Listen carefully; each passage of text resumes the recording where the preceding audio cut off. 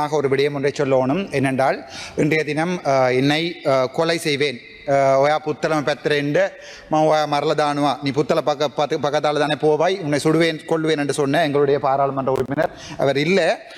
என்ன கவலை என்றால் இந்த புத்தள மக்களுடைய விடயத்தை உண்மையாக சுகாதார அமைச்சருடைய காதிலே கேட்டுட்டேன் என்று சொல்லி என்னை கொலை செய்வேன் என்று சொல்லியிருக்கிறார். ஆனால் 39 வருஷம் பயப்படாத நாங்கள் அடாப்பா இனி பயப்பட போகிறோம், அது பரவாயில்லை.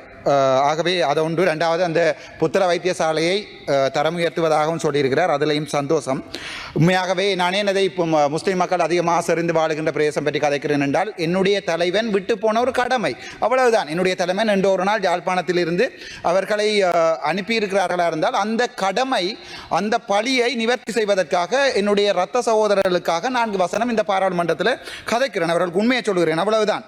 அதைவிட முக்கியமாக எங்களுடைய மலைய மக்கள் தொடர்பாகவும் நான் கருத்தை தெரிவித்த காரணம் அவர்களுக்கு குரல் இல்லை. அவர்களுக்காக வந்து நிற்பவர்கள் இங்கே கதைப்பதில்லை. இங்கே அவர்களுக்காக வந்திருக்கின்ற என்பிபி பாராளுமன்ற உறுப்பினர்கள் போகும்போது கப்பிலே தனக்குள்ள என்று சொல்வார்கள், புல்லு வட்டி கொண்டு போய் விற்கிற நிலைமையில தான் இருக்கிறார்கள். ஆகவே கதைக்க வேண்டிய தேவை எனக்கு இருக்கிறது. உண்மையாகவே நான் சரியான கவலையோடு சொல்கிறேன். எங்களுடைய சுனில் ஹந்துனத்தி அமைச்சர் அவர்களும் இருக்கிறார். இதில் யாழ்ப்பாணம் ஒரு காலத்தில் தமிழீழம் இருக்கைக்குள்ள பொருண்மைய மேம்பாட்டு கழகம் என்று சொல்லி ஒன்று இருந்தது. உங்களுக்கு தெரியுமோ தெரியாது, நீங்கள் எல்லாம் எங்களை கொலை செய்யணும் என்றதுக்காக 2005ஆம் ஆண்டு பெரபாலி, அதாவது வந்து நீங்கள் போரை தொடங்கும் கொண்டு ஆரம்பித்தார்கள். அவை உங்களுக்கு தெரியாது, தெரிஞ்சாலும் தெரியாத மாதிரி இருப்பீங்கள். வடிவ தெளிவாக சொல்கிறேன், பொருண்மைய மேம்பாட்டு கழகம் ஒன்று சிறந்த ஒரு அரசாங்கம் எங்களுடைய தேசிய தலைவர் வேலுப்பிள்ளை பிரபாகரன் நடத்தினவர். அதிலே சகல கட்டமைப்புகளும் இருந்தது, எங்களுக்கு பேங்க் இருந்தது, எல்லாம் இருந்தது, விவசாய துறந்தது, சகலையும் பத்திருந்தாங்க. அதற்கு முன்னர் தேசிய தலைவருக்கு முன்னர் கேகேஎஸ் ஃபேக்டரியாக இருக்கட்டும், ஒட்டி சுட்டான் டைல் ஃபேக்டரியாக இருக்கட்டும், அல்லது வந்து ஆணையரவு உப்பளமாக இருக்கட்டும், ஆணையரவு ரசாயன பரிச்ச இதாக இருக்கட்டும், சகலமும் நிறைந்த ஒரு நாட்டில் தான் நான் பிறந்து வளர்ந்து. நான் தமிழீழம் என்கிற நாட்டில் தான் நான் என்னுடைய கால் பதிஞ்சது 86ஆம் ஆண்டு.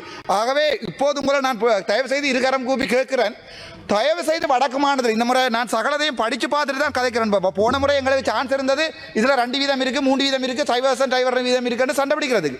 இந்த முறை ஒன்றுமே இல்லை. இதில் நீங்கள் போட்டுக்கிற இந்த பட்ஜெட்டை நான் அக்குவர் ஆணிவர், நான் என்ற மெடிசின் புத்தகங்களை கூட இப்படி வாசித்தது இல்லை, ஒவ்வொரு பக்கமாக வாசிச்சிருக்கிறேன். வடக்கு மாநிலத்துக்கு ஒன்றுமே இல்லை. என்னத்தை பற்றி கதைக்கிறேன்னு தெரியாமல் இருக்கிறதால நான் இந்த விடயத்தை சொல்கிறேன். ஆகவே பொறுமைய மேம்பாட்டு கழகம் வச்சு அரசாங்கம் நடத்தின தமிழினம் இன்றைக்கு இவர்களுடைய பிச்சைக்கு கிரவுண்டுக்கும் இவர்கள் போடுகின்ற பாஸ்போர்ட் ஆஃபீஸுக்கும் பின்னால் அலைகிறது என்றால் அந்த ஒரு கவலையான நிலைமையாக இருக்கு. ஆகவே வடக்கு மாநிலத்தில் தயவு செய்து கொஞ்சம் நீங்கள் வாருங்கள், நாங்கள் உங்களை சப்போர்ட் பண்ணுறோம், உங்களுக்கு டிசிசி மீட்டிங்கில் எல்லாமே உதவி செய்கிறோம், நீங்கள் செய்ய வேண்டிய வேலைகளை நாங்கள் செய்து தரோம், உங்களை சுட்டி காட்டுறோம். பிள்ளைகளில் இங்கே பிள்ளைகளை சுட்டி காட்டுறதால நான் பெரியவன் நீங்கள் சிறியவன்ற விட நான் சிறியவன், வயதிலையும் இருக்கும், அரசியலை சிறியவன், உங்களுக்கு நாங்கள் உதவி செய்கிறோம். செய்திகளை உடனுக்குடன் தெரிந்து கொள்ள உடனே சப்ஸ்கிரைப் பண்ணுங்க.